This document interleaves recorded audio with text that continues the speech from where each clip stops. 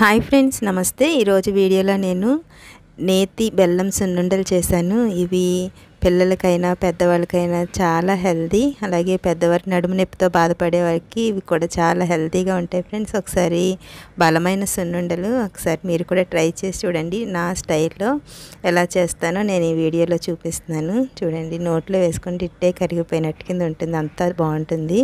నేను ఇక్కడ ఒక 1/2 కేజీ సాయి మినపప్పు తీసుకుని దీన్నిలాగా ఒకసారి క్లాత్లో వేసుకొని తుడుచుకున్నట్టయితే దీనికి ఉండే పౌడర్ అంతా పోతుంది. నేను అలాగా తుడుచుకున్న తర్వాత ఇలాగా ఫ్రై చేసుకుంటున్నాను.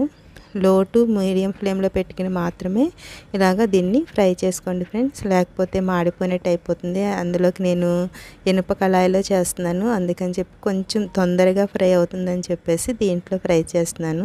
అలాగే ఒక చిన్న కప్పుతో రైస్ తీసుకోండి. రైస్ వేసుకోవడం వల్ల మినపప్పు కొంచెం జిగురుగా ఉంటుంది కదా, అది తినేటప్పుడు ఏమవుతుందంటే పిల్లలకి పళ్ళల్లో అంటుకుపోతూ అలా అయిపోతుంది. కొంచెం రైస్ వేసుకోవడం వల్ల ఏమవుతుందంటే అలా అంటుకుపోదు అనమాట. చూడండి, ఒకసారి నోట్లో వేసుకుని చూసుకోండి. మీకు కటకట అంటే కనుక తీసేసుకుని పక్కన పెట్టుకుని ఇలాగా చల్లారి పెట్టుకోవాలి. చూడండి, ఇలా చల్లారిన తర్వాత ఇప్పుడు దీన్ని మనం మిక్సీ జార్లో వేసుకోవాలి. దీన్ని ఇలాగా కొంచెం కొంచెం వేసుకుని చేసుకోండి ఫ్రెండ్స్, ఎందుకంటే తొందరగా హీట్ అయిపోతుంది మినపప్పు కదా. చూడండి, ఇలాగా మెత్తగా మిక్సీ పట్టుకోవాలి. చూపిస్తున్నాను చూడండి, ఇలా ఉండాలి పిండి. ఇలా అయిన తర్వాత నేను దీన్ని జల్లించుకోవట్లేదు, మీకు ఇష్టమైతే జల్లించుకోవచ్చు. నేను బాగా మెత్తగా అయితే చేయట్లేదు ఫ్రెండ్స్. చూడండి, కొంచెం అంతా కొంచెం గరిగ్గా ఉంటేనే బాగుంటుంది. చూడండి, దీన్ని ఇలాగా గిన్నెలో వేసుకోవాలి. వేసుకున్న తర్వాత మిగిలిన పప్పు కూడా ఇలా వేసుకుని కొంచెం సున్నిపిండి అందులో ఉంచుకున్న తర్వాత ఒక 1/4 కప్పు బెల్లాన్ని వేసుకుంటున్నాను.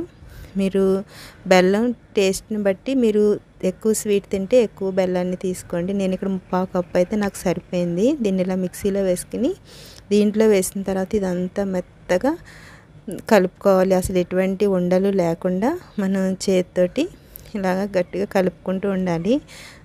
చూడండి, ఇలాగా కలుపుకోవాలి ఇదంతటిని. ఒకవేళ ఇది మీరు కష్టం అనుకుంటే కనుక మిక్సీలో వేసినట్టయితే అసలు ఏమి ఉండలు లేకుండా ఇలా పౌడర్ కింద వచ్చేస్తుంది. చూడండి, ఇలా చేసిన తర్వాత ఇప్పుడు మనకి స్వీట్ సరిపోయిందో లేదో చూసుకోండి. సరిపోకపోతే కనుక మీరు మళ్ళీ బెల్లాన్ని యాడ్ చేసుకోవచ్చు. నేను ఇక్కడ ఒక 1/2 లీటర్ నెయ్యి తీసుకున్నాను. చూడండి, ఇలాగా కరిగించుకుని మీరు అంతా ఒకేసారి కలుపుకుండా కొంచెం కొంచెం వేసుకుంటూ ఉండలు చుట్టుకున్నారంటే మీకు నెయ్యి అనేది ఎక్కువ పట్టకుండా ఉంటుంది. ఇలా కలుపుకోవాలి. ఇలా కలిపిన తర్వాత మీరు ఇలాగా, నేను ఇక్కడ 1/2 కేజీ పప్పుకే చేశాను ఫ్రెండ్స్. మనం కొంచెం చిన్నవి చేసుకుంటే లడ్డూలు అనేవి పిల్లలు వేస్ట్గా పడేయకుండా చక్కగా తింటారు. నేను ఇలా కొంచెం స్మాల్ సైజులోనే చేశాను. చూసారు కదా ఫ్రెండ్స్, ఇలాగే మొత్తం అన్నిటినీ చేసుకోండి. మీకు నా వీడియో నచ్చినట్లయితే లైక్ చేయండి, షేర్ చేయండి. ఓకే ఫ్రెండ్స్, సబ్స్క్రైబ్ చేసుకోండి ఫ్రెండ్స్. Thank you.